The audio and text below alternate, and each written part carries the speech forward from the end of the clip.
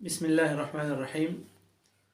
आज हम बात करेंगे मुसाफिर के नमाज के बारे में कि जब कोई आदमी सफ़र पे जाता है तो वो नमाज किस तरह पढ़ेगा।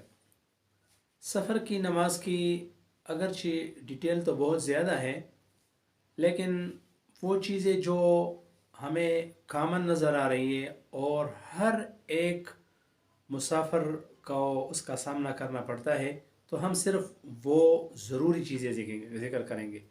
इसमें कुछ ऐसी भी बातें होंगी इंशाल्लाह जो अक्सर साथियों ने उसके बारे में नहीं सुना होगा। सबसे पहले तो ये है कि हम मुसाफिर कब होंगे, हमें कब मुसाफिर कहा जाएगा, और इसी तरह हम कब तक मुसाफिर रहेंगे, और सफ़र की हालत में हम नमाज किस तरह पढ़ेंगे, और अगर हमने सफ़र की नमाज नहीं पढ़ी, हमने पूरी नमाज पढ़ ली, तो फिर उसका क्या हुक्म होगा। तो ये सारी चीज़ें इंशाल्लाह 5-10 मिनट में डिटेल के साथ ज़िक्र होगी। तो सबसे पहले ये है कि इंसान मुसाफिर तब होता है, शरीयत ने तो उसके लिए 3 दिन की मसाफत रखी है कि जब आप 3 दिन सफ़र करोगे, लेकिन 3 दिन के सफ़र से मुराद है सुबह से लेकर ज़वाल तक, शाम तक नहीं, सुबह से लेकर ज़वाल तक। और सबसे छोटा दिन सबसे छोटा हो, और सुबह से लेकर ज़वाल तक पैदल और या ऊंट की रफ्तार से अगर कोई सफ़र करे 3 दिन में जितनी सफ़र होती है, तो उसको मुसाफिर कहा जाता है। अब चूँकि किलोमीटर्स का दौर है, तो फ़ुक़हा ने उसको किलोमीटर में रखा है कि जब आपकी सफ़र 48 मील और या 78 किलोमीटर होगी, मील के हिसाब से 48 और किलोमीटर के हिसाब से 78, अगर नियत 78 किलोमीटर की है तो आपको मुसाफिर कहा जाता है।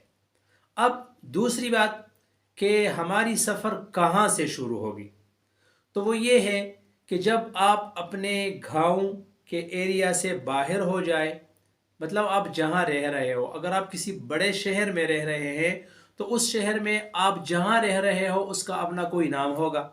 जब आप उस इलाके से निकल जाए तो आपकी सफ़र शुरू हो जाती है। अब आपने जहाँ जाना है, जितनी नमाजें आपकी दरमियान में आती है, तो आप मुसाफिर रहोगे। अब कब तक हम मुसाफिर रहेंगे, तब तक हम मुसाफिर रहेंगे जब तक हम किसी इलाके में जहाँ हम जा रहे हैं, जहाँ पर हमारी जो मसाफत है वो 78 किलोमीटर से ज़्यादा है, और वहाँ पर जब तक हमने एक साथ 15 दिन के क़ियाम की नीयत नहीं की है, हम मुसाफिर समझे जाएंगे। तो मुकीम होने के लिए 15 दिन की नीयत शर्त है कि आप 15 दिन की नीयत करोगे, वो भी एक साथ।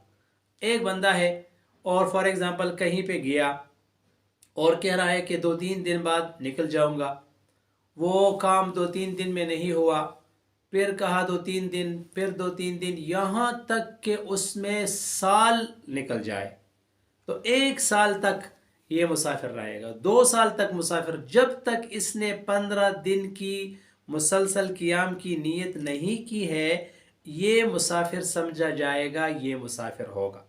तो 2 बातें हो गई, एक ये कि हमारी जो सफ़र हो वो 78 किलोमीटर से ज़्यादा हो। दूसरी बात, हम मुसाफिर रहेंगे जब तक हमने 15 दिन की क़ियाम की नीयत नहीं की है एक साथ। अगर कुछ दिन किसी एक शहर में, कुछ दिन किसी दूसरे शहर में, फिर किसी और शहर में, तो हम मुसलसल सफ़र में रहेंगे। किसी एक शहर में 15 दिन की क़ियाम जो है उसकी नीयत ज़रूरी है। अब इसके अलावा अगर किसी ने गलती से जो नमाज है वो पूरी पढ़ ली, अब सफ़र की नमाज में हम क्या पढ़ते हैं और उसमें फ़र्क क्या है, वो ये है कि जो 4 रकात वाली फ़र्ज़ नमाज है, जो कि है ज़ोहर, असर और इशा, ये 3 नमाजें हैं, इसमें 4 रकात फ़र्ज़ होती है। तो इसमें हम कसर पढ़ते हैं। कसर का मतलब ये है कि जो 4 रकात है उसको हम 2 रकात पढ़ेंगे। अब ये सफ़र की हालत में ये 2 रकात انسان پہ فرض ہو جاتے ہیں، واجب ہو جاتے ہیں، وہ 2 پڑھے گا، 4 نہیں پڑھے گا، ٹھیک ہے۔ اب اگر کسی نے 4 رکعت پڑھ لیے تو اب اس کا یہ پڑھنا جو ہے وہ 2 قسم پر ہوگا، یا اس نے 4 رکعت جان بوجھ کے پڑھے ہوں گے، اور یا اس نے غلطی سے پڑھے ہوں گے۔ اگر اس نے جان بوجھ کے 4 رکعت پڑھ لی کہ بس میں نے قصر نہیں کرنی، میں نے پوری نماز پڑھنی ہے 4، تو ایک بات ذہن میں رکھیں کہ ہم ہیں اللہ کے بندے، اور بندہ وہ ہوتا ہے جس کو اپنا رب اور مالک جو حکم دیتا ہے وہ کرتا ہے۔ اللہ کا حکم ہے عام حالت میں کہ ظہر کی نماز 4 پڑھو، ہم 4 پڑھیں گے۔ اگر کوئی کہے میں نے 6 پڑھنے ہیں، میں نے 8 پڑھنے ہیں، گناہ گار ہوگا، کیونکہ حکم ماننا اصل عبادت کیا ہے؟ وہ عبدیت ہے کہ آپ اللہ کا حکم مانیں۔ اب اللہ کا حکم ہے کہ 4، تو ہم 4 پڑھتے ہیں۔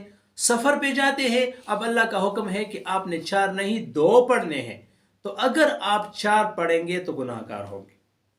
4 پڑھنے کی صورت میں جان بوجھ کے اگر آپ 4 پڑھیں گے تو گناہ گار ہوں گے۔ اور اگر غلطی سے آپ کو یاد نہیں تھا کہ میں مسافر ہوں، اور یا آپ کو سفر کے بارے میں کچھ پتہ نہیں تھا اور آپ نے 4 رکعت پڑھ لیے، تو آپ کی نماز صحیح بھی ہو جائے گی اور آپ گناہ گار بھی نہیں ہوں گے۔ لیکن یہاں پہ ایک اہم نقطہ ہے، اور وہ یہ کہ آپ نے دوسری رکعت پر قاعدہ کیا ہوگا، کیونکہ آخری قاعدہ فرض ہے، اور جب آپ سفر پہ ہوتے ہیں تو آپ کی جو نماز ہے وہ 2 رکعت ہے، تو دوسری رکعت پہ جو آپ کا قاعدہ ہے وہ فرض ہے۔ اگر آپ نے دوسری رکعت کا قاعدہ کیا ہے، چھوٹا قاعدہ، اور پھر آپ تیسرے کے لیے کھڑے ہو گئے ہیں اور آپ نے جان بوجھ کے 4 رکعت نہیں پڑھے بلکہ انجانے میں پڑھے، تو آپ کے پہلے 2 رکعت فرض اور آخری کے جو 2 رکعت ہے وہ سنت نفل جو میں شمار ہو جائیں گے۔ لیکن ضروری یہ ہے کہ آپ نے دوسری رکعت پر قاعدہ کیا ہوگا۔ اگر قاعدہ نہیں کیا اور یا آپ بھول چکے ہیں دوسرے کا پہلے قاعدے کو اور پھر آپ نے 4 رکعت پڑھ لی، تو اس صورت میں آپ کی یہ جو ساری نماز ہے یہ نفل ہو جائے گی، اور اس کے بعد آپ پھر سے فرض پڑھیں گے، کیونکہ آپ کا فرض جو ہے وہ رہ گیا ہے۔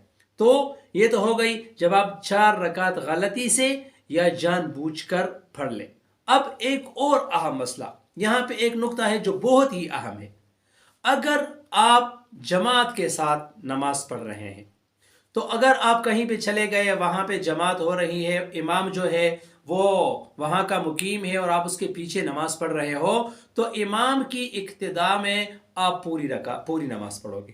وہ 4 رکعت پڑھتا ہے، آپ بھی اس کے اقتداء میں پوری نماز پڑھیں گے، کیونکہ اگر آپ 2 رکعت پہ سلام پھیریں گے تو پھر آپ امام کے اقتداء سے نکل جاتے ہیں، تو اس لیے امام کے پیچھے تو آپ نے پوری نماز پڑھنی ہوگی، امام کے اقتداء میں آپ 4 رکعت نماز پڑھو گے۔ لیکن اگر آپ خود امام بن گئے اور آپ ہو مسافر، اور آپ کے پیچھے لوگ کھڑے ہو گئے جو مسافر نہیں ہے، اب یہاں پہ ایک بہت ہی اہم مسئلہ ہے۔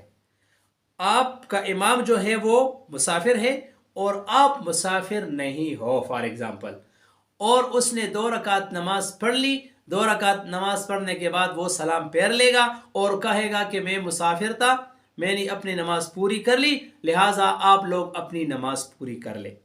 اب یہ لوگ جو مسافر نہیں ہیں وہ اٹھیں گے اور اپنی نماز پوری کریں گے، لیکن یہاں پہ ایک بہت ہی اہم نقطہ ہے، وہ یہ کہ یہ لوگ سورۃ فاتحہ یا کوئی سورت اس میں نہیں پڑھیں گے۔ کیوں؟ یہ امام کے اقتداء میں ہے، یہ اس طرح شمار ہوں گے گویا کہ یہ نماز امام کے پیچھے پڑھ رہے ہیں، اور ہم جب امام کے پیچھے نماز پڑھتے ہیں تو ہم سورۃ فاتحہ نہیں پڑھتے، سورت نہیں پڑھتے، بس یہ لوگ کھڑے ہوں گے سیدھے بغیر فاتحہ کے بغیر سورت کے کھڑے ہو کے یہ رکعت پوری کر لیں گے، پھر اسی طرح چوتھی رکعت بھی بغیر فاتحہ بغیر سورت کے وہ لوگ پڑھیں گے۔ اور ایک اہم نقطہ ایک اور، وہ یہ کہ اگر اس سے کوئی ایسی غلطی نماز میں ہو جائے جس سے سجدہ سہوا واجب ہوتی ہو، تو یہ لوگ سجدہ سہوا بھی نہیں کریں گے۔ اور وہ آپ کہو گے کہ وہ کیوں نہیں کریں گے؟ وہ اسی طرح اس لیے نہیں کریں گے کہ اگر آپ امام کے پیچھے ہو اور امام دوسری رکعت پہ بیٹھا ہوا ہے اور آپ تشہد کراس کر گئے، آخر تک چلے گئے، تو اگر آپ اکیلے نماز پڑھتے ہو تو اس صورت میں تو آپ پہ سجدہ سہو لازم آتی ہے. لیکن اگر آپ امام کے پیچھے نماز پڑھ رہے ہیں تو پھر آپ پہ کوئی سجدہ سہو نہیں ہے. تو اسی لیے یہاں پر بھی اگر آپ ابھی یہ 2 رکعت اکیلے پڑھ رہے ہو، لیکن چونکہ آپ پہلے 2 رکعت امام کے ساتھ پڑھ چکے ہو اور یہ بھی گویا کہ آپ امام کے پیچھے ہو، تو اگر سجدہ سہو آپ پہ لازم آ بھی گئی تو آپ سجدہ سہو نہیں کرو گے. تو یہ مسافر کی نماز کی کچھ ضروری مسائل تھی جو آپ لوگوں کے ساتھ میں نے شیئر کر لی. ہمیشہ اپنا بھی خیال رکھے اور اپنے پیاروں کا بھی خیال رکھے.